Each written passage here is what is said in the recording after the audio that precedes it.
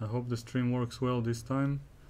The fan unfortunately couldn't be left turned on, so I'm basically in a sauna because the air conditioning doesn't work here. But it won't stop me from watching the Fide candidates, and let alone stream it to make it a touch more fun. So in this situation right here we are watching Grischuk versus Caruana. Let's just verify if the stream actually works. It's a pretty spontaneous decision because I finished my game early today and decided to fully experience the candidates. Wow. So just to provide a quick background to the situation for all those who are watching, we have three leaders who are competing for first place, which means they will the winner will go to play a match against Magnus Carlsen, the world champion. And out of the three leaders, all of them have a significant chance to win the tournament. And we have three games that are taking place. One is Caruana with black, who's the current sole leader of the tournament, against Grischuk. So Fabiano Caruana is leading by half a point. I will provide a graph to make it easier to understand soon enough. The second player on the lead is half a point behind Sergei Karyakin. You can see him here with the white pieces. And he's trying to press against Ding Liren, and if he wins he will have a significant chance to qualify for the title match against Magnus Carlsen. And the third one, last but not least, is Shahryar Mamediyarov from Azerbaijan with the black pieces. You can see him here playing against Vladimir Kramnik. And once again, if he wins the game with black, he has a significant chance to win the tournament. So both Karyakin and Mamediyarov are trailing by half a point after Caruana, but have better tie breaks, so that if they win and he draws, he will be left behind because of the tie-break rules, which I'll explain later on. But just for a brief moment, let's have a look at the positions. So Mamediyarov here with black. There's no engine in the background, and there is no way I can know what's the, let's say, objective evaluation of the position other than my pure guess, which honestly doesn't worth much, but might be interesting for some viewers to look at. So in this position, Kramnik is a pawn up, a pawn down, I mean, but he has very active pieces, and black still didn't finish his development. He still has to bring the bishop and the rook out, and well, if he succeeds to consolidate the position, he will have a good chance to win. But from let's say purely intuitive point of view, I think that white has enough compensation, because for a start he puts a lot of pressure on this knight and he can get the pawn back whenever he decides, and more so because he has the, let's call it, potential to attack the king, because black's king is very weak. If a queen will find its way to g7, then we all know what's gonna happen. And in my opinion, white has a good chance to somehow, let's say, seize the initiative with some plan of h4, h5 and bring the knight somewhere. And well, if I had to choose, regardless to the tournament situation, I would take white in this position. So this is the Kramnik Mamediyarov game. Just to remind you, Mamediyarov has to win in order to have a practical chance to win the tournament. So he's in a must-win situation with black. That's why I chose this opening, which is slightly provocative, taking a pawn and trying to defend. Okay, now Karyakin with white. Sergei Karyakin from Russia is playing here. Let me know if the volume, by the way, is good, because I'm not sure if there is any issues or not. So in this position, so Karyakin from Russia is playing against the top Chinese player Ding Liren, and material is equal. He has this knight on c4, which looks really nice, cannot be harassed by any pawns because d5 will not work since the e-pawn is guarding, and so no piece of blacks can potentially kick the knight away. So positionally speaking, this knight looks very beautiful, and this bishop is quite ugly, to be honest, because all of black's pawns are blocking it since they're on the same square, same color. Then it looks like an optical advantage, but, and there's a big it's a big but, I would say.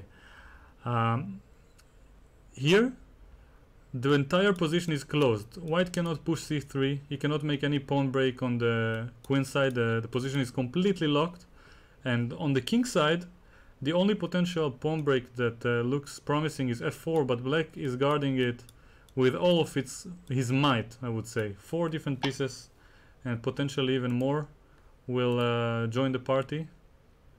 And yeah, there is no feasible way that I can see that white can make a successful f4 push. But maybe he wants to go king g2 or rook h1 and push h4 eventually. I guess we'll see, but well, black has a defensive task ahead of him, but my guess is that chances are in his favor that he's going to be able to be successful in the defense, and Karyakin has a lot of pressure on him to manage to break through. So there is a slight chance that I didn't mention, that if he pushes let's say over the limit and loses, with some specific results, Ding Liren can even become the champion, but that's a very, very unlikely scenario, so we won't discuss it quite yet. Aronian versus So already finished, the 2 players in the last places, I think. Let me verify that because I haven't really checked. And they have already finished the game. Quick look at what happened. It's some mainline theory after one knight f3 or one c4. And in this position, black wants to finish his development with bishop g7. White doesn't allow it by bishop a3, preventing castling. And then after bishop f8 and back and forth, they agree to a draw. Doesn't affect the tournament situation that much, I believe, but interesting to note. So let's go back to the main game of the round and of the event. Grishuk with the white pieces, a fellow Russian, by the way. So if he wins, he is kind of helping out his countrymate Karyakin to increase his chances to qualify for another title match. Grishuk with white, trying to press against Fabiano Caruana. This is the game I will probably spend the most time on during this stream.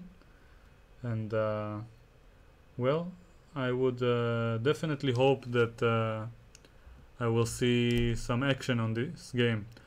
Caruana wants to probably, by what he said on the press conference yesterday, mentioning that it's out of his hands, my guess is that he just wants to liquidate the game into a draw and put pressure on the other players and hope they don't win.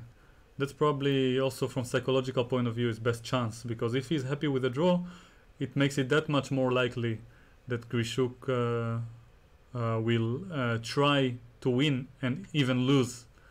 If Caruana will try to lose to win and at all cost, it's usually a bad position to be in. It's what happened in the previous candidates in the last round, where Caruana played against Karyakin with black. He was in a must-win situation. He tried too hard and he lost.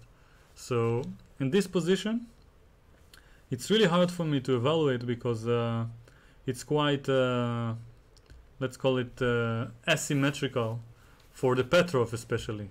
The Petrov is this opening that took place, e4, e5, knight f3, knight f6. And this is relatively drawish, at least reputation-wise. And Grishuk played d4, which is a very controversial line because there are some crazy complications after bishop c5, bishop c4, and some captures on f2, captures on f7 that come later on. He allowed it, but Caruana didn't want any of it, and he chose the solid approach, d takes c5, d5, which in itself is an objectively feasible option for black in the opening, but it's a slight achievement for Grishuk because now the pawn structure, as I mentioned earlier, is asymmetrical, and as a result, I would say that there are more chances for let's say strategic concepts to collide with each other and for some unbalanced result to take place. So interesting choice by Grishuk. a3 is a very interesting move preparing b4, which took place on the next move, and now h6, just probably waiting, and Grishuk responded by waiting as well. After bishop g3, well, I don't know which color I would take, but I definitely wouldn't feel comfortable sitting on the black pieces in Caruana's situation right now. I already feel nervous just from relating to to how nervous he must be, and it's not necessarily bad for his performance, but it's definitely something that's unique for a player of this caliber. He's used to playing the world's elite, but this is a new situation for him when he has to draw to at least in order to qualify for the World Championship title match, which he never had a chance to do before. So in this situation, black has to think, and we'll move on to the previous game we mentioned by Kramnik against Mamedyarov. So still have more or less the same position, knight c4. Let's go through the opening real quick. So Kramnik with white against Mamedyarov, and it was a regular Catalan with an interesting move order, knight f3 on move number 2. I assume that Kramnik prepared something special against g6. Could be b3 like he played in the first round against Grishuk, could be knight bd2 or some other, let's call it silent line that's not very concrete, as Kramnik showed to prefer previously this year, and especially in the candidates tournament. So in this position he played g3, this is the Catalan opening, and after a few mainline moves, d takes c4, queen c2 is the most acceptable choice nowadays, but after either a6 or the recently trendy b6, black is kind of okay, and at least according to, let's say, recent practice and computer evaluation. So b6, just to mention, is currently referred to by some of my friends as the Bukavshin variation. I don't know if it's an official name, but I would definitely vote for this to be the official name of the line, and more on that topic later. Knight e5. So here Mamedyarov didn't want to enter mainline theory with knight c6 because Kramnik probably knows his stuff. He will test Mamedyarov's knowledge, and if he finds all the right moves, it will be a forced draw, which will almost certainly kill his chances, or let's say minimize them significantly to become the World Championship contender. So instead of knight c6, he went for the rare move queen d6, which is considered very dangerous for black, but at least in this mainline that took place in the game, which is probably the most principled, black gets a pawn, which is something to hope for, yeah? Something to cling to. If white makes a mistake in the normal Catalan, so instead of being slightly better, he's maybe equal in a more pleasant position. But here, if white makes a mistake, he might remain a pawn down and potentially lose later on. So it's I would say it's a very logical choice of opening by black, and I'm not a big expert of what happened next in these games, so I'll just trust the players that they are somewhere inside their preparation, still booked up. And yeah, in this position bishop h6 makes a lot of sense because knight f4 is in the air, and also wants to take away the king's, let's call it breathing spots, so that the potential rook on d8 can deliver checkmate later on. Some threats on the back rank. And yeah, Mamedyarov is thinking for quite a while in the same position we looked at. Oh no, in fact it was White's move earlier. So let's see what happened. Queen c5, queen d2, queen b4, queen back to c2. So Kramnik shows basically that he is kind of doesn't mind repeating the position, and Mamedyarov probably wisely chose to repeat the position once to show Kramnik that he doesn't mind it either. Because both players are in a tricky situation. White wants to win, because I don't think Kramnik will be satisfied with a draw with White. He would like to exploit Black's situation in the tournament to try to win. But on the other hand, Mamedyarov really needs to win. So they try to avoid psychology, is my guess, and just play objectively. And Kramnik is the one who deviated. So that, I think, is in itself a very fascinating point about chess. Like this whole, let's call it game theory, which I find fascinating. I really don't know like how to treat it, or if any of the players are actually having these thoughts in their mind, like I'm speculating. Maybe they just both repeat the position because they're objective, but to my eyes they probably have a lot of psychology running in their heads regarding the situation to try to maximize the winning chances. Okay, enough speculating. Queen d6, knight c4, queen c5. So Mamedyarov doesn't show much, let's call it willingness to force the win, which is probably the right choice, because his position will not allow it. And now after queen f3, White has some threats, and we'll look at it more deeper soon enough. I just want to figure out where the sound is coming from. I got it. Okay. So, yeah. In this position, after queen f3, I would really like to understand it, but it's honestly not so easy for me. The position is so unbalanced, which is definitely good news for us chess fans. So let's have a look at Karyakin's opening, as they're thinking, okay, he played knight b6, he wants to create something. So he probably understood. We previously stopped in this position after h5, after f3, and Black played h5. I guess he probably prepared some g4 related ideas with some simplifications, but I'm not sure. Maybe just wants to expand on the king side and stop a potential h4 somehow with by mechanically playing h4 himself. I don't know. It's very complicated, but Karyakin made an interesting decision to play knight b6 and allow the exchange of the knight. And I assume that he realized that his winning chances are not so high if he's only going to focus on the f4 push, if Black keeps preventing it. So he allows bishop takes b6 in order to open up the a file. I don't know if it's favoring him or not, but my guess is that, well, in this position, after some queen d2, he will attack the g5 pawn and eventually manage to push some f4 and at least try to do something. So it will be an improvement from the tournament situation point of view. So it will be a bit more unbalanced. But on the other hand, if Black doesn't take, then he gets to maneuver his knight to d5 and support the f4 push. So my guess, at least by intuition, is that bishop takes b6 should be the right choice for Black. But it's a really hard decision for Black to be making. I think we'll look forward to his move. Oh no, he played wait, something.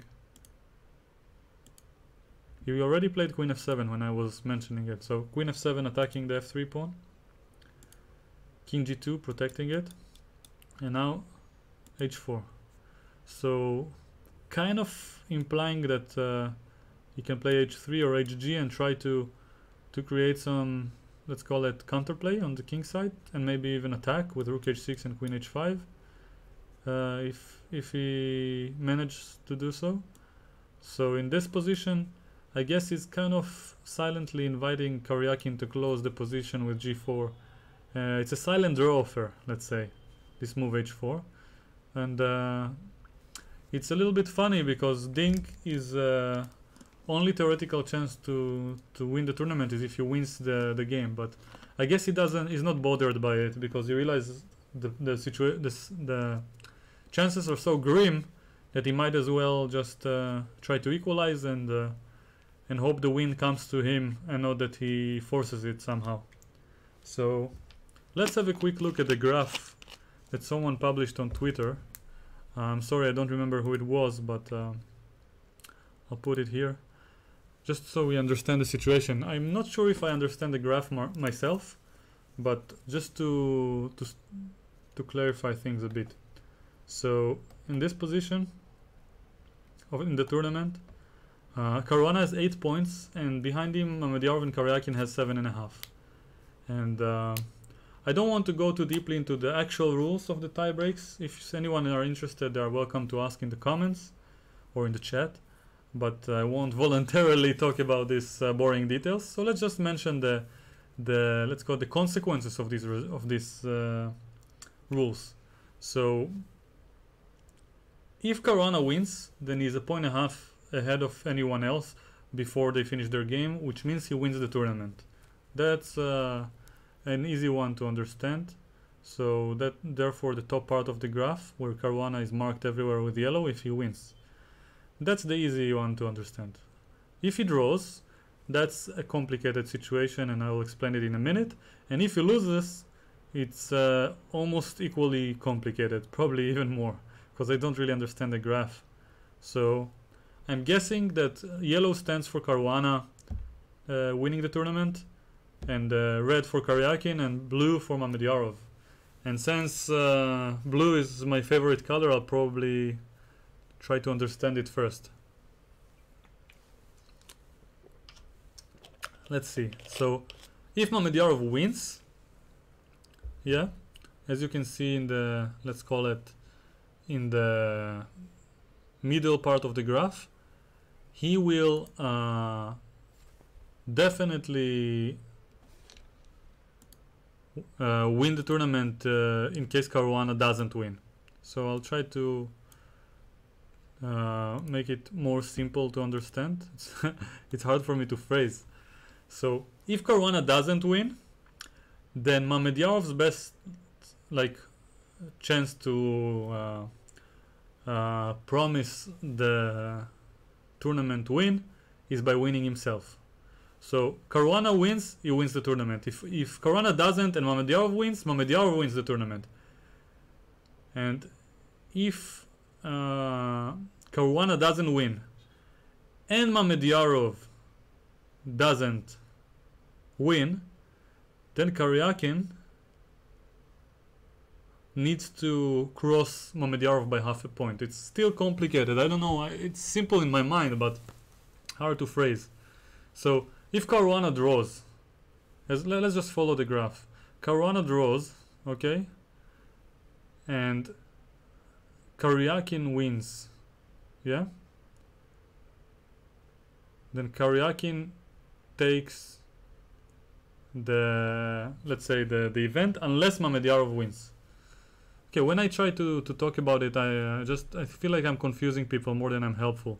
So I'll just illustrate something about this graph and let you figure it out on your own if you pause the video or something. So this you can see even my cursor. So let's just say in the middle point after Caruana draws, when you see Kramnik wins, draw, and Mamedyarov wins, this all is standing for a specific game between Kramnik and Mamedyarov. There are 3 possible results.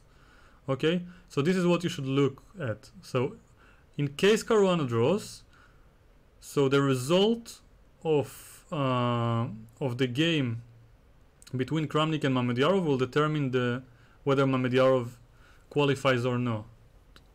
And let's say that means this graph means that he's in a must-win situation for a reason I don't really understand.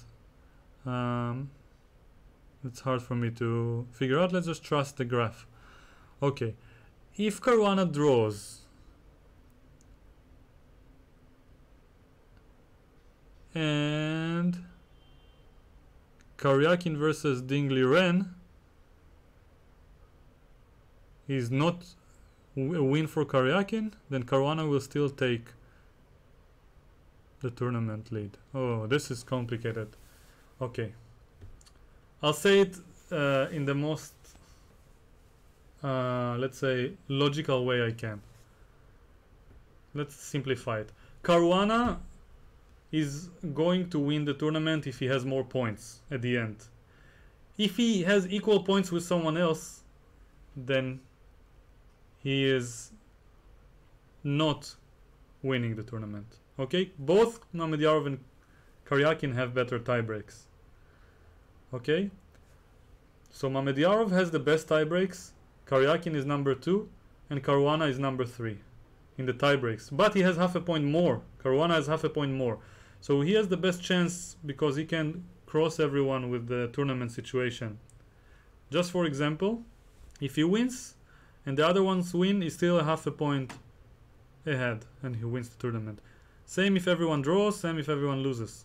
Okay, now that I've clarified this, let's mention the second thing.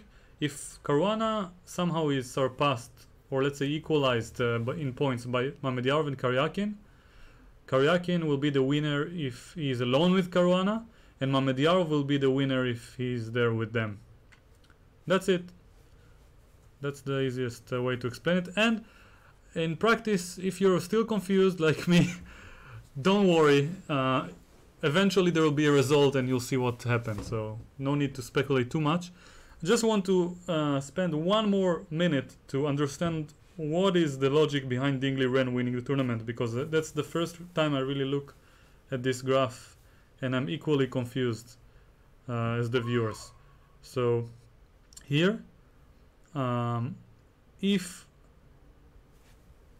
Caruana loses, which means he has 8 points, and Karyakin loses, which means he has 7.5 points, and Mamedyarov draws, which means he has also 7.5 points, then Dingley Ren, by beating Kramnik, will have 8 points. Beating Karyakin, sorry, will have 8 points with Caruana, and for some reason he will win the tournament. But I don't understand why. So if Caruana... because Caruana lost. I see. So if Caruana and Karyakin and Mamedyarov draws, then Dingley Ren will be the only one with +2 score. So Caruana will actually have same points as Ding. No, it doesn't make sense. I don't get it. Because if they have the same points, I don't understand why Ding wins. Forget it. We'll just see what happens and talk about it later. That was probably the most boring part of any stream I've ever made. So let's see.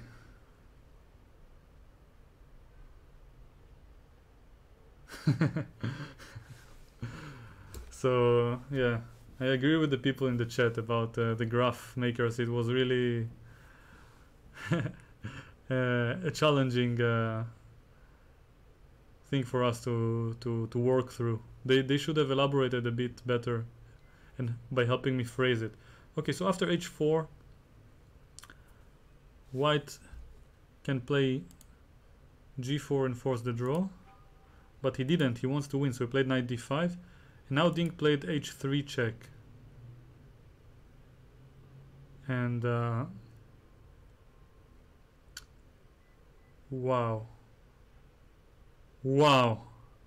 just realized that king takes h3, which is the move I thought that white intends to play, with rook takes f3, rook takes f3, this being probably slightly preferable for white because of the knight versus the bishop, actually transposed into something else, because king h3, black will not take on f3 but play g4 check, which is an amazing move, because now fg loses to rook takes f1, and king g4 will definitely lose to queen e6 check, followed by checkmate in the next move with rook h6, regardless of where the white king will go.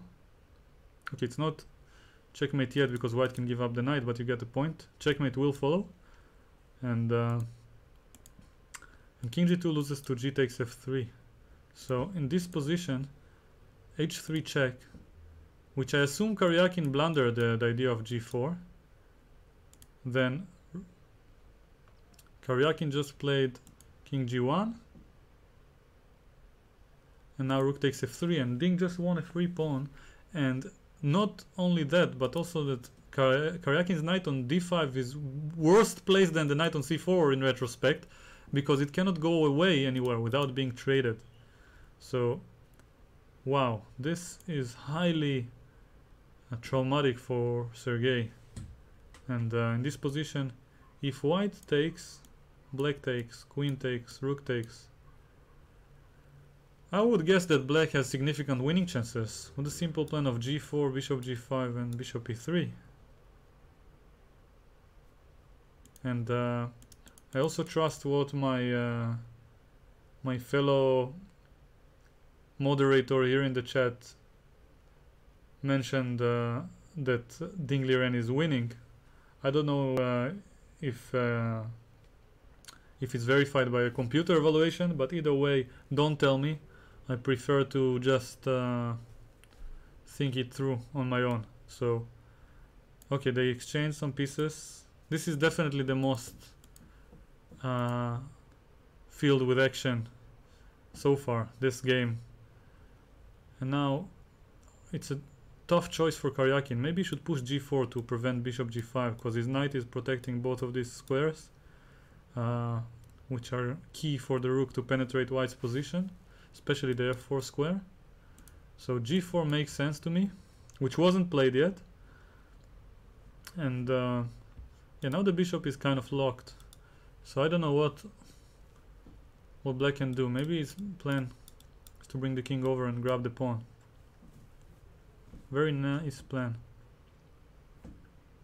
I think black has really good winning chances now. That's really, really intense. Wow.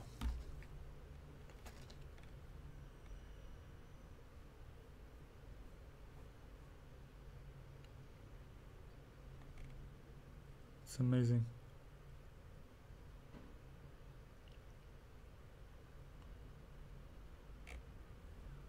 It's really a weird situation to look at. I didn't imagine looking at the position after the opening. Let me just illustrate this well-known opening. Let's go from the start. So this is the main line of the Rui Lopez, and now d3 is a fashionable choice by many top players, followed by bishop e3 and a3. Point being that now is a3 and knight c3, and one of the main theoretical lines here is bishop g4, threatening knight d4, and essentially forcing the following sequence. And now the main theoretical move that I'm aware of is c5, just like he played. And then normally white plays h3, bishop e6, and knight f4, or knight takes somewhere. No. Where is it? Bishop e6, some move, and then knight d7 by black.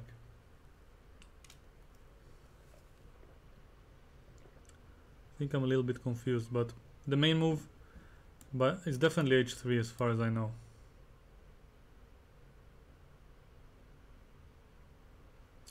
Oh yeah, now they take and take. Yeah, that's the key. And play this kind of position, but maybe it's not here. I don't know. Could be also that takes and knight d7. Yeah, but my memory really fails me right now, so I apologize. This position, they have some different move orders with different tricks and subtleties, so let's just say that this is a well-known position, and the a4 is a slightly less popular move, but it ended in the same pawn structure and pieces exchange, and I thought that this is extremely solid for white. And when they reached this position, I thought there was no way for Ding with black to win, because the only one who might try something is Karyakin. And then after a couple of moves, suddenly Ding has won a pawn and he's pushing for a win. G4 was, I don't know if it was played, let's check. I don't no, the exchange wasn't played on the board, it was just played by me. Sorry. Karyakin is still thinking for some reason. I guess he doesn't know if he wants to take on f3 or not. Sorry.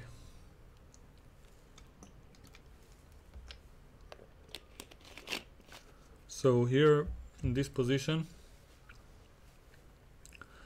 Ding is definitely having more winning chances that he had a few moves ago. Let's move on to Kramnik. Kramnik versus Mamedyarov. Here, well,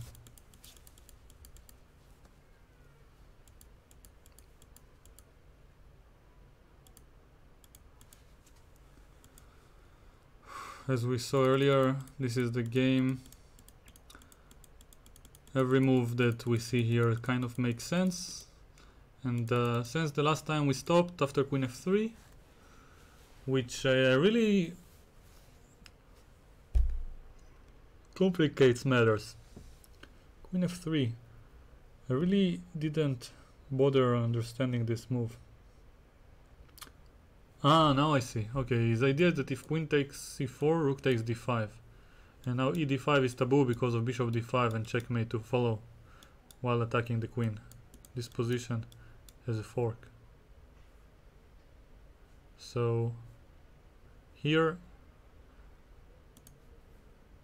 Kramnik didn't hang the knight, he just indirectly protects it with rook d5, and Mamedyarov renewed the threat on the knight by playing c6, and then Kramnik defended with bishop d3.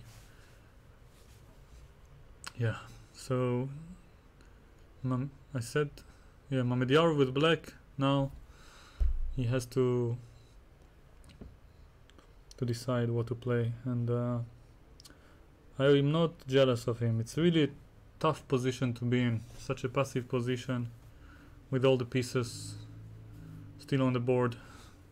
Yeah, it's very difficult to make a move, and he's not well known for playing passively. He's famous for being a very active and aggressive player, so it's not his, let's call it his regular battleground. He's definitely taken the game into Kramnik's court. And therefore it will be that much more impressive if he eventually beats him.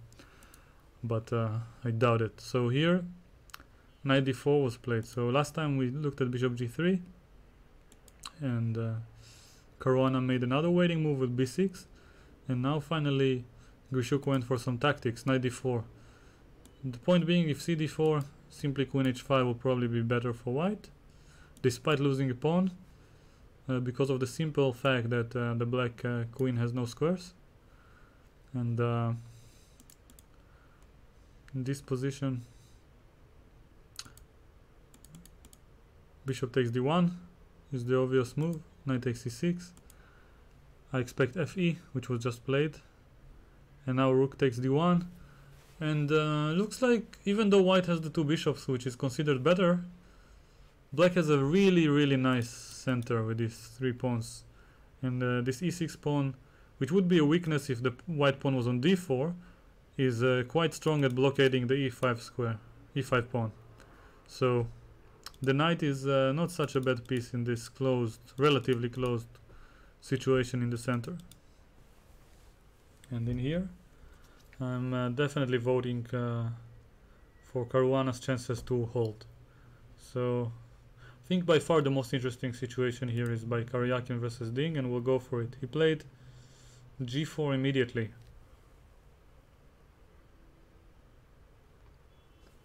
Sorry. And now I'm not in the most energetic mindset because I've just played 10 rounds in the European Championship, and now it's as hot as a sauna here without the fan working. I prefer for you guys to have silence during the stream.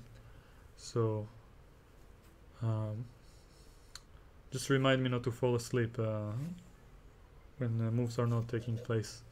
So here g4, this position allows Ding, if he wishes, to win a second pawn by exchanging everything and take on a5, but because of all the black pawns being on dark squares, the bishop is completely blocked by his own camp, and the position is a dead draw, I would assume. And if only one can try something here, it's probably white. Even though it's definitely not winning, he can go after the h3 pawn and start moving the knight back and forth and cause some nonsense. So yeah, this is definitely a draw after rook takes f1, but Ding is probably not going to take on f1. He's thinking, if I were black and I wanted to play for a win, I would consider queen d7.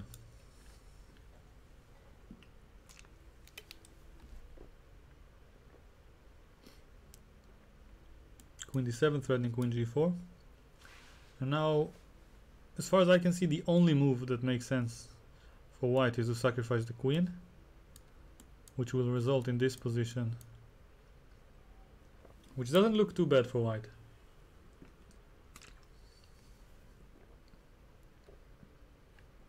This has a very high chance of taking place in the game. But let's see, what other choices does black have here?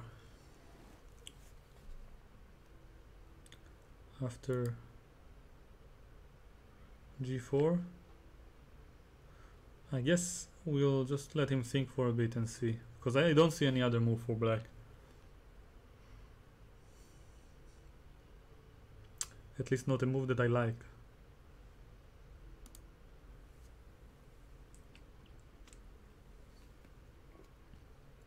Rook a takes d1 was played by Grishuk.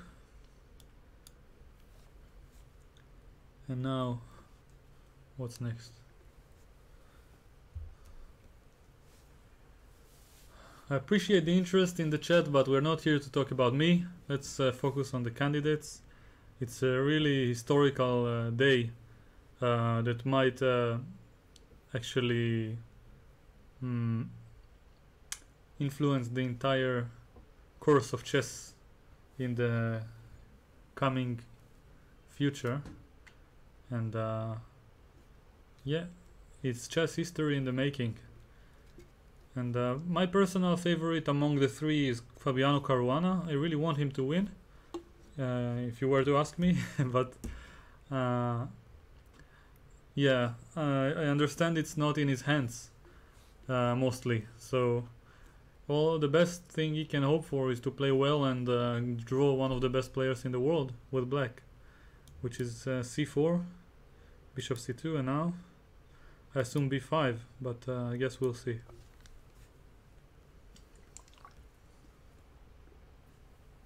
A very committal decision, but not such a difficult one to take, because white has no knight, so the bishops can't really exploit the fact that a d4 square is very weak. A knight will be ideal here, but as they would say in Hebrew, in the situation, he ran out of horses. And yeah, this situation, I don't know what we can say. To be honest, the amount of heat that I'm experiencing right now really disturbs my concentration and ability to focus on the position. But I guess it's still something that's worth doing.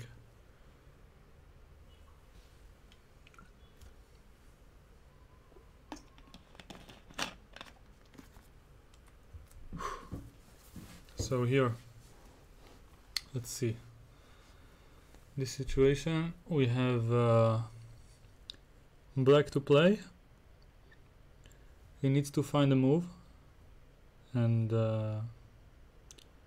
What can I tell you about the position? His main plan involves b5 and a5 and opening up the a file for his rook.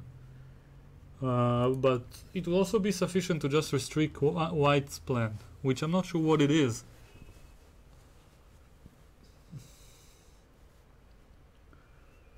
So I don't think I can turn on the air conditioning. People in the chat, I appreciate the fact that you're worried for me, but no, it's not an option. The microphone is too sensitive, unfortunately.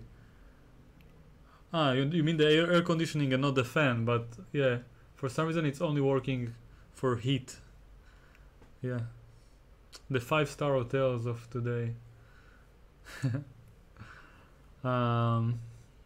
So let's see. At least I have something in common with the people in the candidates, you know, the organization is not ideal. But in the European Championship it's not because of the organizers, I guess it's mostly the venue, and could be the same situation there as well. On a less serious note, let me know in case you guys or girls stayed in the hotel and experienced some issues, because I know some people, they like changing the rooms when they arrive to a hotel for the first time. And what's the average amount for these people among you who like changing the room and are very picky? What's the average amount of room changes that you've been making in recent trips? For me it's been 0, by the way, if you're wondering.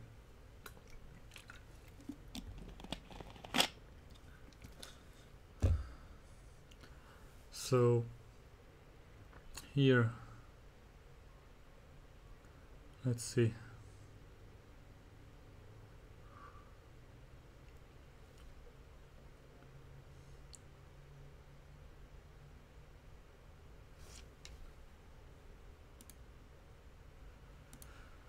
Oh man, this is interesting.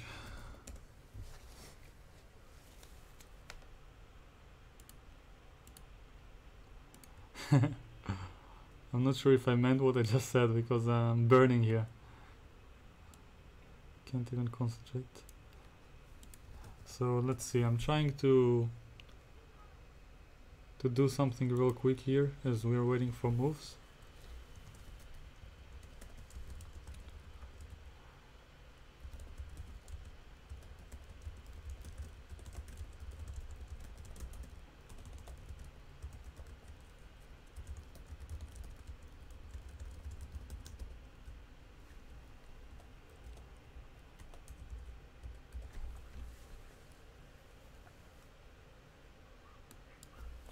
Sorry about that.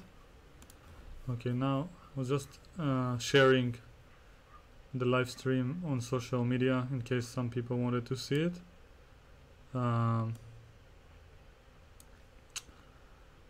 Now back to the games.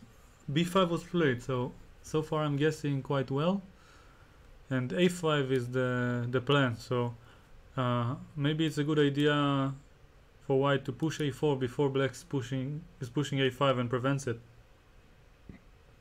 Excuse me. So a4 is the move I'd recommend Grishuk to play, and then, well, a funky little variation would be a5, 8 takes b5, and knight takes b4, which can result in this very funky pawn structure, which honestly makes me kind of favor black, but probably wrongly so. I guess we'll see. Okay, back to Kramnik versus Mamedyarov. e4 was played after knight f6, so bishop d3, knight f6, e4. It doesn't look too pretty for black. I honestly favor white here, even though he's a pawn down, so yeah. More on that later. Ding! He actually exchanged everything. He realized he has nothing else to do, so he played king g7. Karyakin just took everything and played rook f1. And now Ding took the second pawn, 97 to free the knight. I just want to clear that if he plays king f2 after bishop d8, the knight is trapped forever, and that's probably losing for white, because now black has this plan of bringing the king over and then pushing a4. Let's just illustrate it. So this position, if white ever will push h4, black just takes and creates a second passed pawn, so he cannot really do it. And then let's say if he's waiting, then eventually black will push a4, sorry, and I'm not sure actually if he's winning or not, because okay, he doesn't have any useful waiting moves, and I don't know what else he can push here. Maybe it's still a draw. Okay, so anyway, in the game he didn't play king f2, he played knight e7, freeing the knight and bringing it to f5. Probably on f5 the knight stands better, but the small minus is that black has the potential to push d5 because the knight is no longer blockading it. So feels like a small risk to me. Wow, I'm not in my best shape right now. Sorry about that, guys and girl. So here, yeah. Please understand my logic. I just figured I want to watch the candidates. I didn't feel like I was in the best shape to stream it, but if I'm watching, I might as well stream to make it a little bit more enjoyable for me, and to be a bit more committed to actually looking and thinking hard on every position.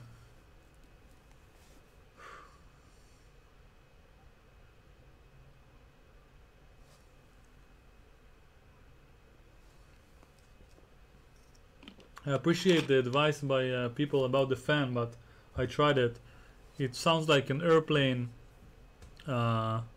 which is basically landing on your head with the microphone. It's very sensitive for some reason. So back to the position here, 97. With black I would probably play king f6. Let's say knight f5. King e6, king f2, d5, takes, and maybe knight goes to e4. I guess that's Karyakin's game plan, which kind of makes sense. Yeah, still no real risk for white.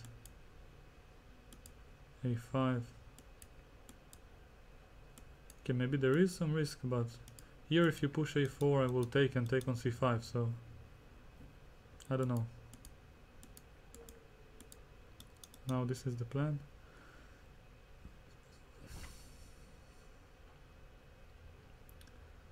Maybe white didn't have to go after the h3 pawn, but it made some sense when I looked at it. Okay, so let's go back to the game situation. The same short variation I just illustrated here. So now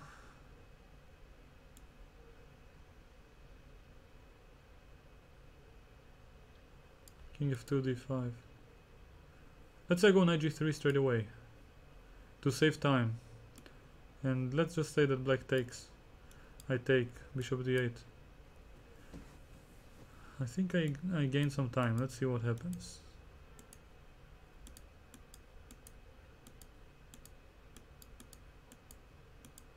Yeah, in this case white is in to protect his pawn, so he can fully and wholeheartedly grab the c5 pawn. Okay, they made a move after 97. No, they didn't. I imagined. Okay, so after 97 black is thinking he has 20 minutes. Let's move on. Gushuk versus Caruana.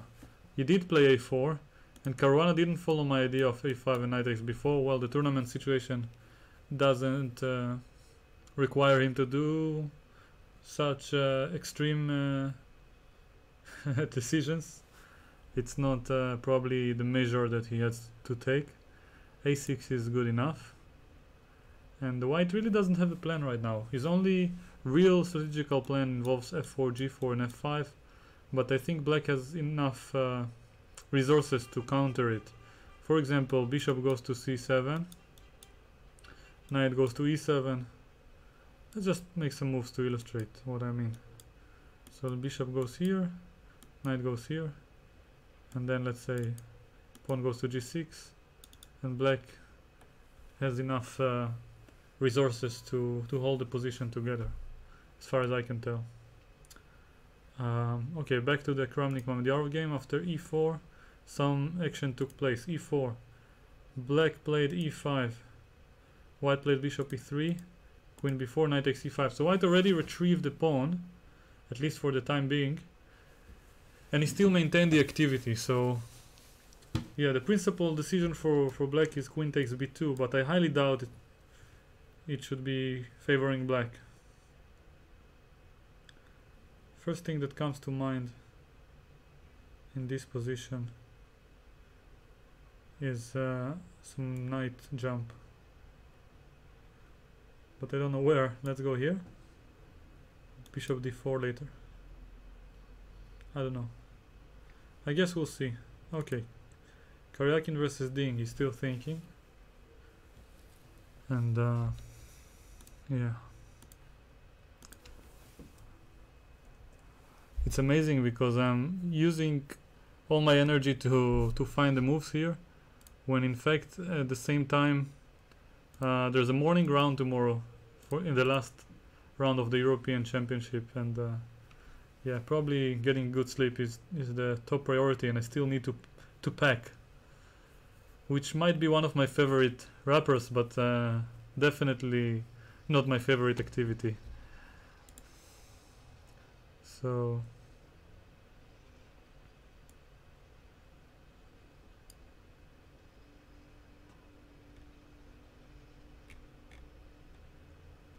here, wow, king f6 was played as predicted. They're displaying every single move that I'm guessing. I wonder if it means I have a chance one day of making a few good moves in a tournament of such importance. So far I proved the opposite. But enough about me. Karyakin, knight f5, threatening the pawn on d6.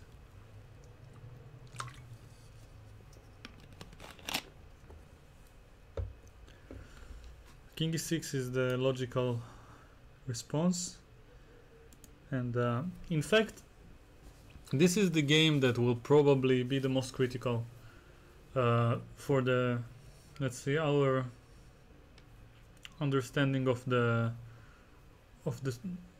table. Yeah, the cross table of the tournament, let's say. So in this position, if Karyakin actually loses and Mamedyarov will manage to draw, there is a theoretical chance that Ding is still making it. Wow.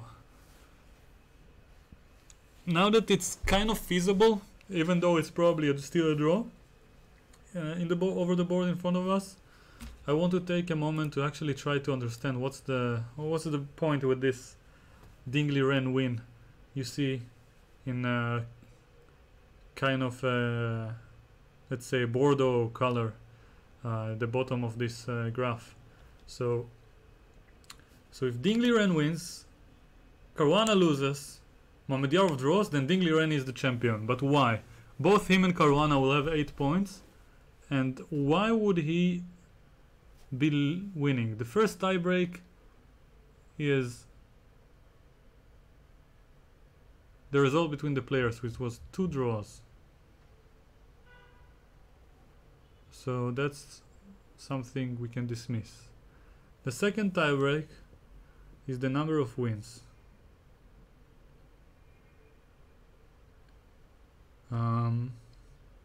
Number of wins. Let's see. The third tiebreak is far as I can remember, was the something called Berger. But by number of wins, Caruana is winning, so I don't get it. Caruana has more wins. Ah, but wait. If he loses now, yeah, he definitely has more wins. 3 is more than 1. Let's see. I really have to understand it. Sorry if it's boring for any of you, but I'm trying to actually figure it out.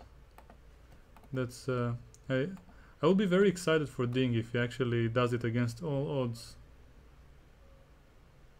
He's my second favorite, let's say, challenger after Caruana. I actually got a chance to play him when we were younger, because we are in the same age group. And he was, even though he was much stronger than me, took a full hour to analyze the game afterwards, and was very, very kind to share his ideas, and even gave me some advice. So, yeah. I really like the idea of people who have good character on top of their chess skills. And with this particular person, the top player from China, I experienced it firsthand. So let's see.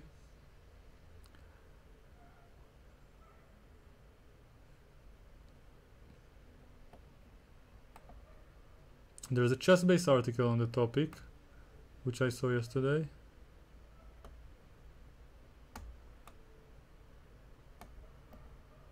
And I'm trying to check it out, to verify. So, tiebreak number 1 is the direct encounter, 2 draws. Number of wins. So if Caruana loses, he will have had 4 wins, which is more than 2. So, just my logic, yeah? If both have 8 players, so Caruana still takes... I think this graph is wrong. But if anyone has some wisdom on the topic, please share it with me. Okay, and with the other viewers in here. So here, in this position,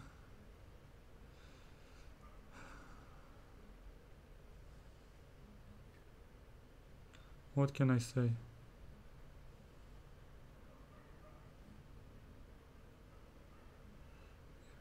Knight g3, king e6, and knight g3 was played. What can we expect? Probably bishop d8 and a5 are tempi that black can win by not playing again. I mean, by not playing the move d5 immediately. And now I'm wondering whether it's feasible to actually go for the a4 push without pushing d5. So let's see. Knight f5. Let's say I go... I want to defend the pawn, so let's go here. King g3, king d7.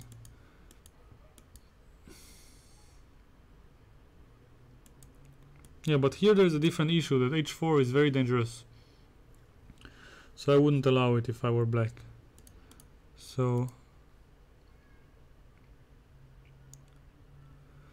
yeah, and this position over the board from the game, I would definitely think that black should try something, but I don't know what he can do.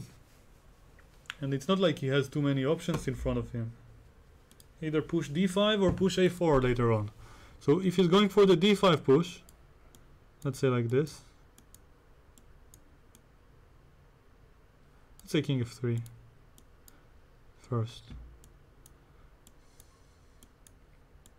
Yeah, but here again this h4 idea is coming, so no, it's not welcome. So bishop d8, king f2 here. Let's say king f3, d5, takes. Now black gains some time. I think it's much more complicated than it looks, because the move order here are very significant for the final result to take place Yeah, when a5, a4 is being pushed, white wants to either have good counterplay with h4 or to be able to bring his king all the way to defend the c-pawn. And there is no guarantee that any of them will be working. So I guess that's what black is trying to calculate.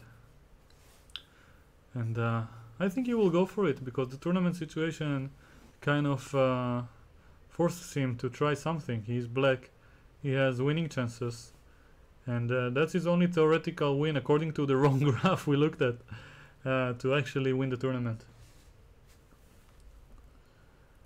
So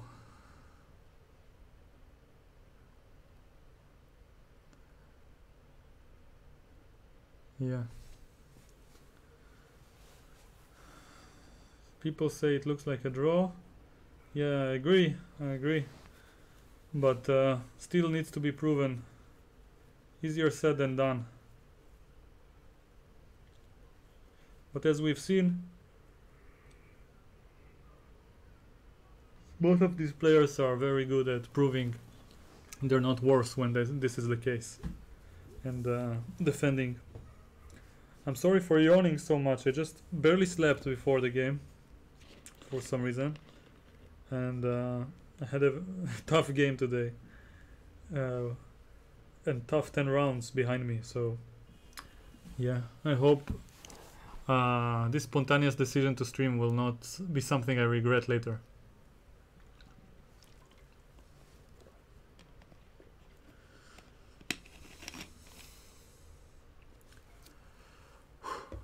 Well, despite really liking the idea of streaming, I think I'll take a small break, just to wash my face a little bit and see if I can recover, get my blood flowing. So sorry about that. See you in a few seconds, I guess.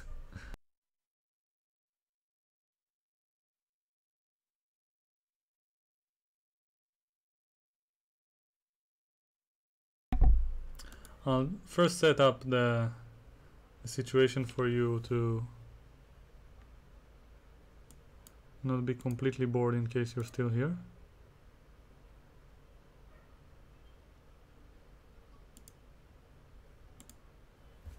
Yeah. So as you've seen, well, actually, no, what am I doing? Whoa, no. Okay. Sorry.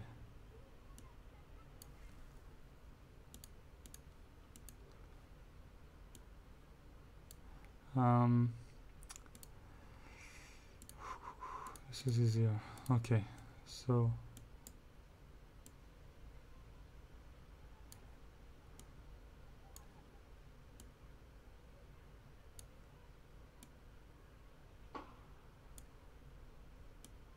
I'll leave you guys with this somehow. No, whatever.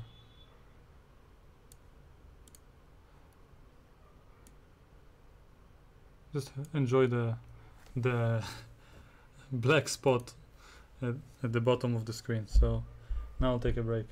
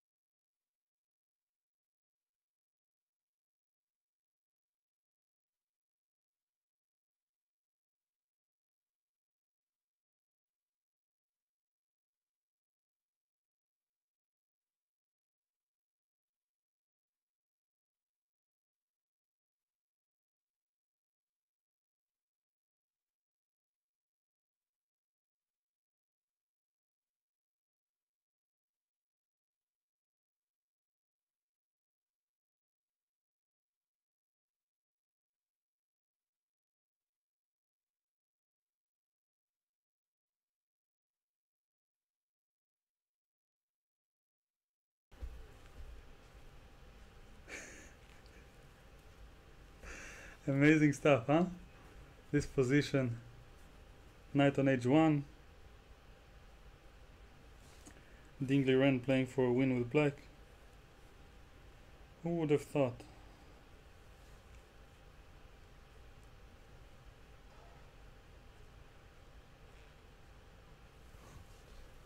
So in this position, let's get the stream going.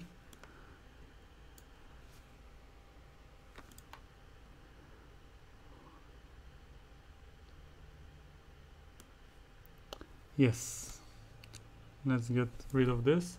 So the table is great, as we've seen. I still don't understand why Ding wins. I hope someone has an explanation for me. And in this situation, I'm really happy to be part of this moment in chess history, you know, because normally speaking, my game should have still been in progress right now, and I should have been defending some endgame against some 2650 player from Russia, most probably, in the European Championship, and best case probably hold it, and then come here too tired to even look, see the results already. So made a quick draw, not willingly, let's say, and yeah, now we have this beautiful whatever. I don't even have a word to describe it. Look at this pawn structure. It's just something like you don't see every day. Dark square bishop, all the pieces, the pawns are on the same color, and black is 2 pawns up, but is probably not even winning. And if he does win, he has a chance to compete against Magnus Carlsen. So in this situation, yeah, King E2, and now what can I say? What can I say? King D7, King C6, King B5 is the plan. Let's just check it. First in my head, if King D7, I assume Karyakin wants to simply bring his own king as well. But then there's always this D5 idea. So against D5 I assume that white just wants to take or go knight F2, and then let's say whatever you take, and king goes here. Let's just say I go back and forth with knight. What's the plan here? I don't know if black has any plan. King will be on B3, the knight will move back and forth.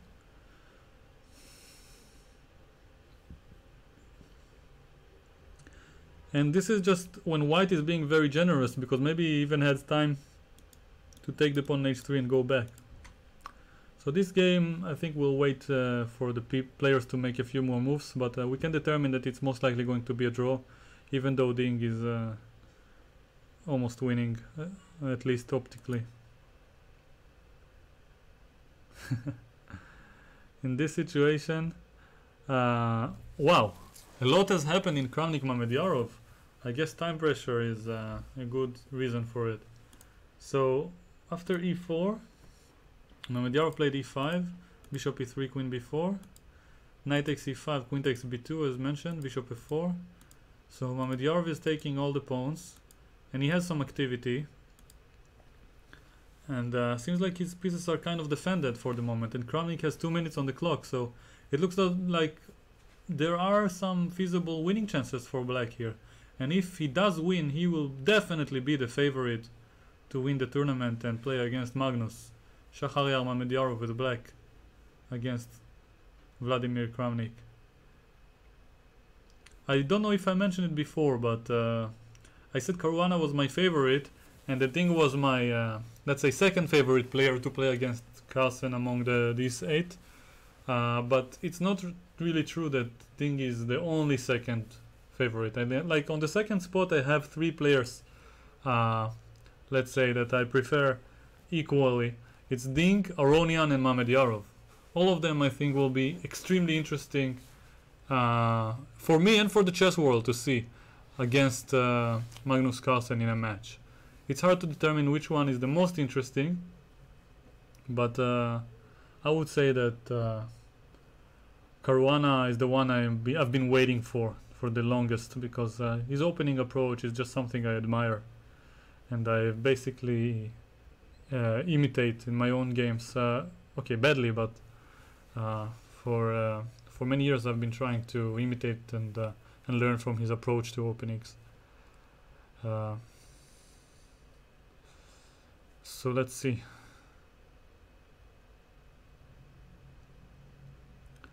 So people in the chat suggest bishop takes f2 for black. What's the point?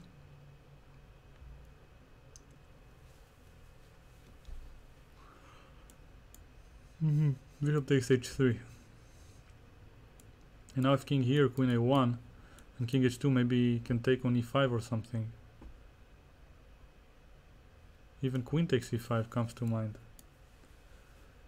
And it's very, very complicated. Just to illustrate this, and knight takes d3, and black is winning. So let's go back to the game position. After king g2, rook e8, h3, bishop takes f2 looks fun.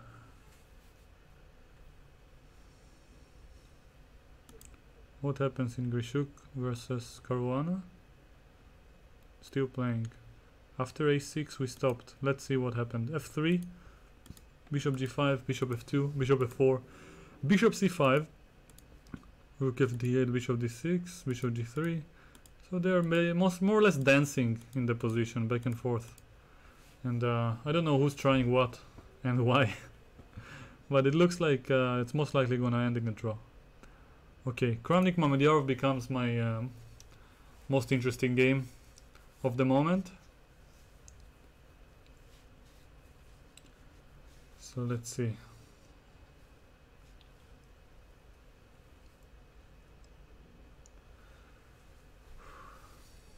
What can I say?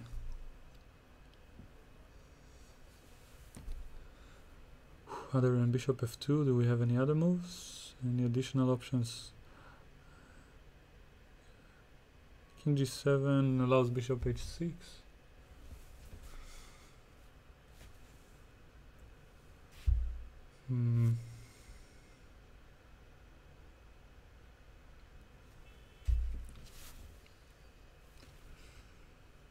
Knight h5 looks plausible.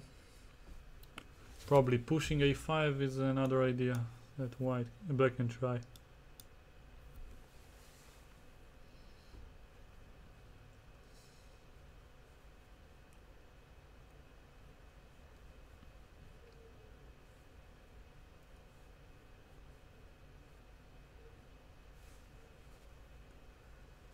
I don't know what to do here. Just feel like, oh, we have bishop f2 on the board. That's Shach. That's Shach that we like to see. 28-14 is insane rating. He's from Azerbaijan, just like Kasparov, and he's just crossed Kasparov's rating when he retired. So technically, even if Kasparov would go back to playing classical chess, Shahryar Mamedyarov would have a higher rating than him. So, wow. Okay, still Kasparov at his peak was 28-51, but there is still some road to that level, but Mamedyarov is definitely making a breakthrough in his results recently. Finishing these bottles of water one by one.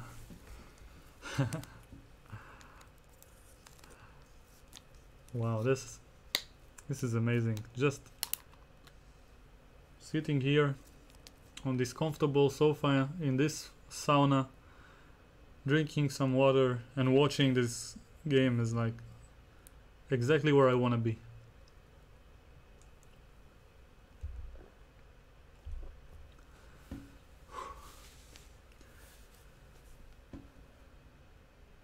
Wow, he took on f2.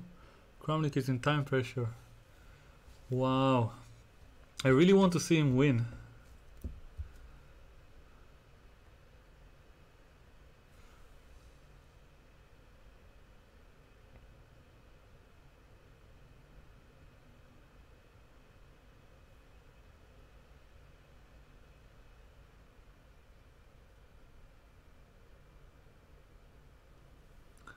Queen takes f2, bishop h3. Let's analyze. Bishop takes h3. King takes h3 doesn't work because the queen is hanging. King f3 looks reasonable. King g1 is another option,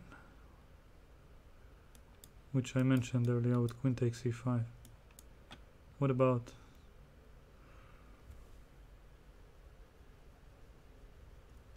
here? It's really hard to say. Hard to recommend a move for either color. Okay, black can probably take here. Black is playing for the win. That's what I guess. Let's see if they made a move. After bishop takes f2, Kramnik is still thinking, according to what I see here. Let's have a look.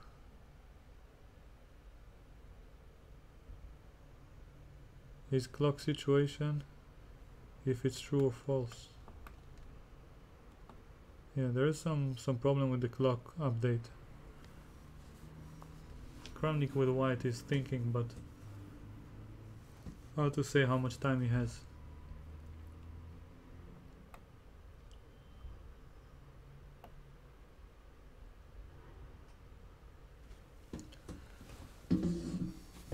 Just so tired. The moment the final game here ends, or when we know the winner, I think I'm just going directly to sleep until the morning game. And it's not even that late. It's like not 9 o'clock yet.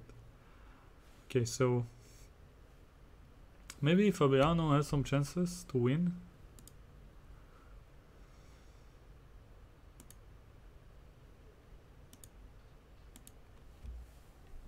Sorry, rook a1. I'm trying to hold myself from yawning when it just turns out worse. Rook a1. This d pawn becomes dangerous if black will push d4. And knight d4, it looks very active, so it's funny, I start favoring black in this position. The king is out of the game. The rooks are having trouble to find themselves. Oh, d4, that's the way.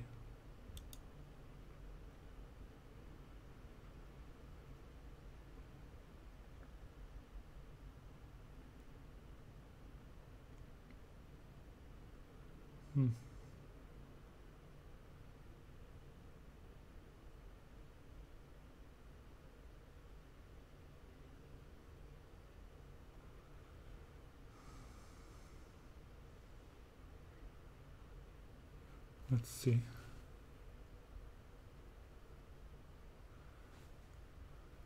Let's go back to Mamedyarov Kramnik. Bishop takes f2 still. No update.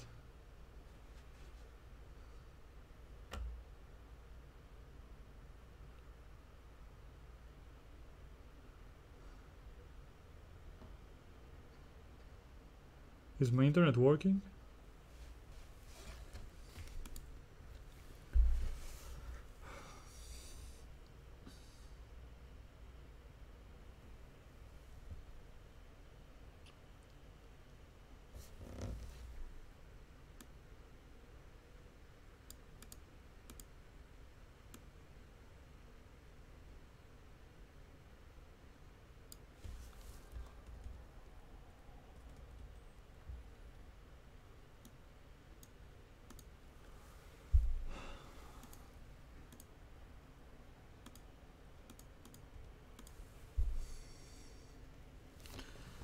I don't know what to do.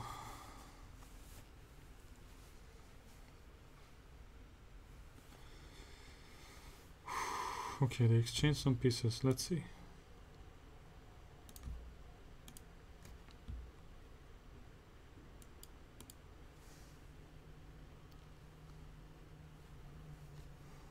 Bishop f2, queen f2, bishop h3, king g1.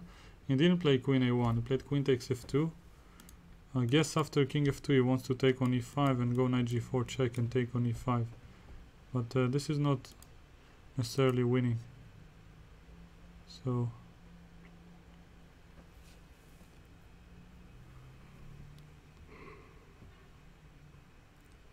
In fact, it looks like a draw to me. Yeah, he took on e5. This looks more like a draw than a win.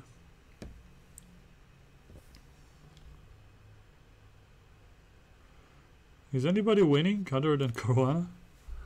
Caruana has a good chance. So he didn't play d4, he played rook e d8, preparing d4 further. Bishop b1, rook d7, rook a3. Okay, white is trying to defend everything. He realized he's on the defense, and now black slowly plans his break, and he played d4. Alright. It's amazing how every 3 or 4 minutes I change my mind about which game is going to be decisive. Like, Ding Liren looks like a dead draw to me. After I thought black was winning. Now Kramnik looks like a draw. After I thought it was winning. And now suddenly the game I thought was like going to be a draw all along, or at least let's say very balanced, suddenly is the one I tend to favor. Both watching and result wise. Caruana with black. If he actually wins it, it will be an ultimate proof of his winner mentality after having lost in the 12th round, after having leading the tournament for the entire thing from the start almost, and then on the 12th round it was taken away from him, and then finishing with 2 out of 2. Wow. He doesn't even have to win, and he's going to do it probably. So, and from my point of view, the winner should be the one who played the best chess, not only the luckiest one. And so far Caruana has demonstrated the best chess, so at least to my view, of course, to my humble opinion. So in this game it's no exception. Knight takes d4. Black is threatening to capture the rook, obviously, and if he has a passed pawn, the e5 pawn is weak. He has all the cards, all the trumps in the position.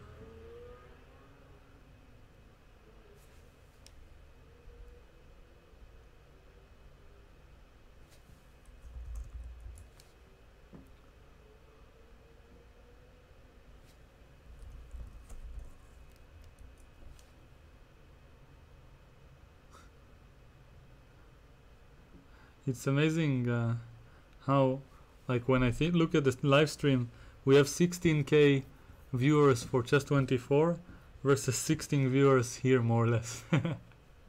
I really like it, because I didn't prepare it at all, and obviously I'm in the worst shape I could possibly be for such a stream, so I prefer to have the least amount of viewers possible. But the experience, as guaranteed, is quite unique. Looking at these positions, knowing tournament situation is definitely something rare. It's not easy to appreciate the moment that we live in when we're in that moment. Now white is trying to exchange some rooks to release some of the pressure. Planning rook a7. Let's see if Kramnik and Mamedyarov simplified further. Yeah. So knight g4 check was played. Took on e5. King g7, king f6. Okay, black will probably try something a little bit, but h5, bishop g4, but I highly doubt if he will manage to win. Especially since it's Kramnik. Okay, Karyakin Ding, nothing really happens. He already got to the time control. Black is thinking, but what can he even do? With his 2 pawns up, he doesn't have a single break that works, as I mentioned earlier. Okay, so as mentioned, the most interesting game is by Caruana. I will let you guys stare at the position just like before and take another break before I collapse here. See you soon.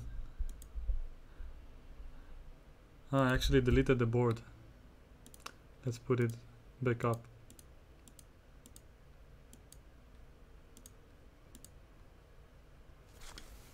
Bring it back up.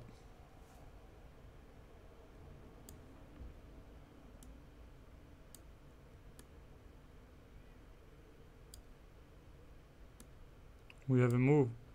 Bishop e4. By the way, I'm using leeches.org to view the games, which is really a nice turn of events. This time let's put it here. Okay, see you soon. Gonna wash my face with ice cold water. Bye for now. Few seconds.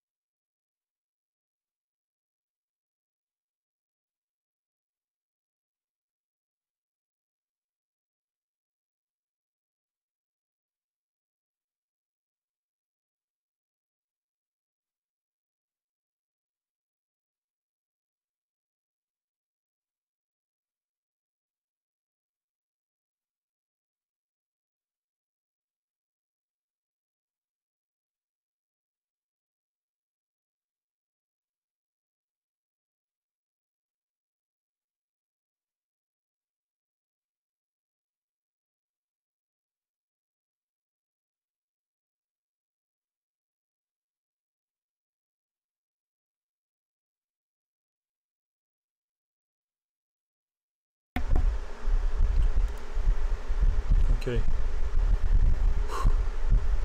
You hear the fan? That's how it sounds.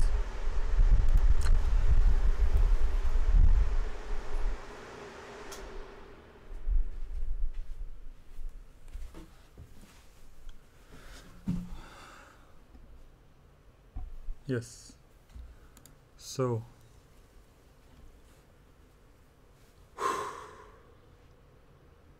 let's see some developments in the game between Mr. Fabi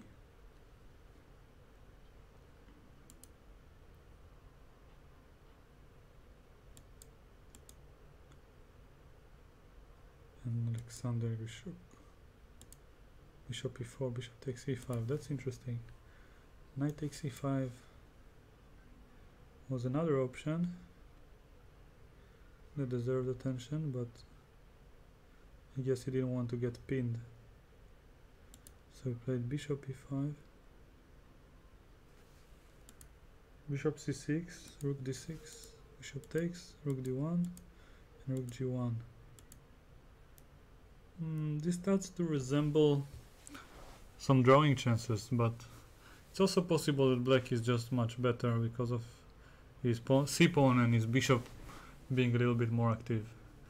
So now he's going for capturing the b4 pawn. He's going after that pawn. Defending it will be too passive, so I doubt white will do so. But maybe we'll go bishop d7, trying to get b5 in. If he's lucky. Yeah, well, black is gonna be a pawn up. But I'm really curious for why Fide did not play knight takes e5. Maybe there was some tactical reason that I'm missing. f4? No, but rook takes d6. So, what's the move here?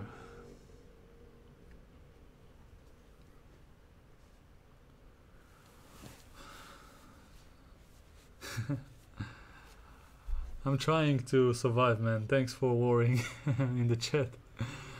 So here, after knight takes c5, let's see, what can white do? Rook e7 makes some sense. Guess rook cd8.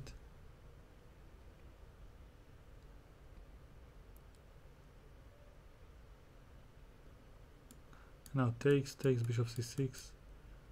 Yeah, it's still not easy. Okay, so I trust Caruana's choice, and let's see what they played in the game. Dingley ran some same variations more or less that we saw earlier. Okay, so in the game here, after the move king e3, rook b1, rook a7 checking f6, and white is thinking how to defend against the mighty c-pawn.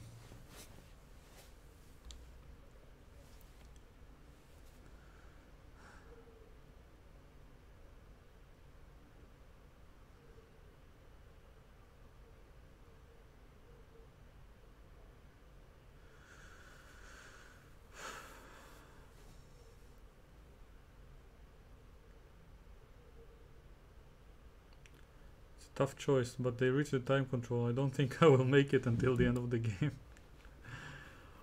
Oh man. Here, after king e3,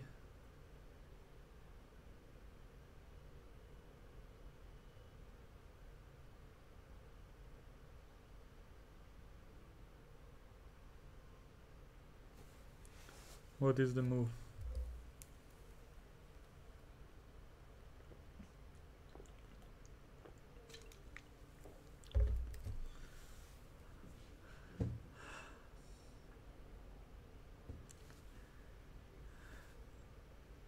King d6. Mamedjarov wants to play for a win, but I don't think it's too likely. But I guess you can try.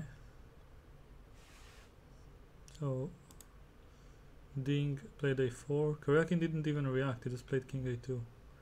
Ah, typical Karyakin. He just wants to take with the c-pawn and blockade everything. Okay, that's gonna be a draw.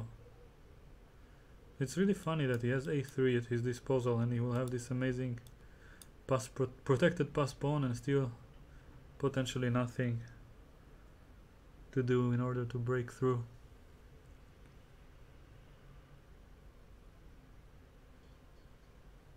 Yeah, and that's sad. If only he could play a3 and then transition the bishop from e7 to a light square, that would be nice. So yeah, king e3. So after this, king d4 we predict. Let's go back to Grisho Caruana where all the rage is taking place. Probably all eyes are on this position.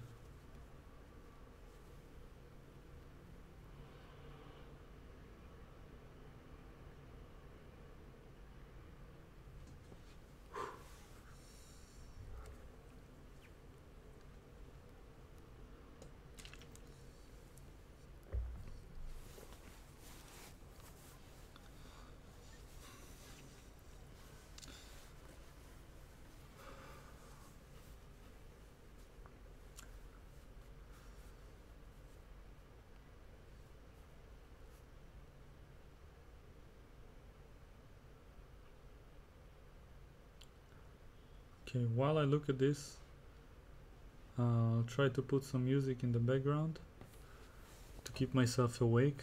I don't know if the viewers will like it, but at this point, any measures are a blessing.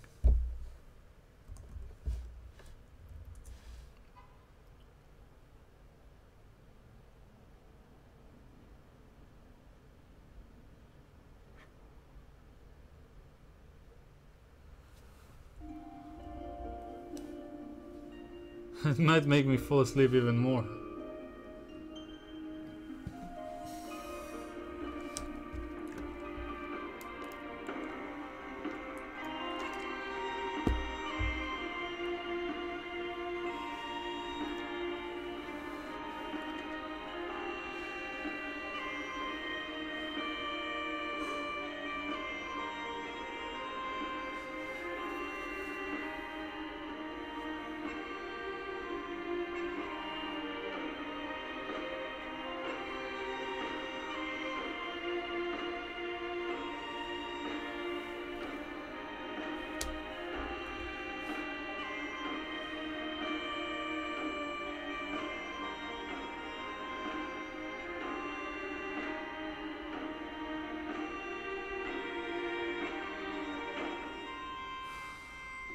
Well, a lot of time is going to pass before I'm gonna make the crucial moves.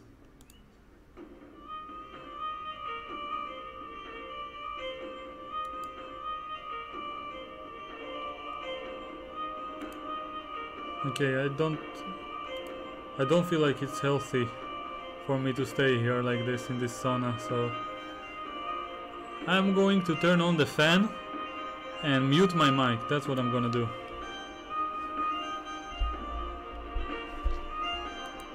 See you soon. I'll turn it back on soon enough when I feel like I'm living. I'm alive again.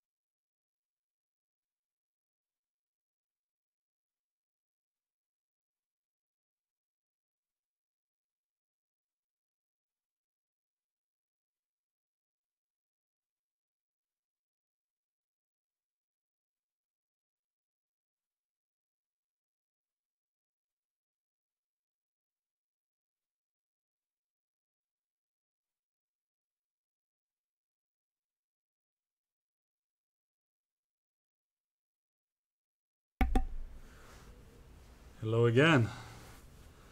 So with my last strength before falling and collapsing, in this position after king g3, Alexander Gershuk resigned, and that means that Fabiano... I can hear my own stream.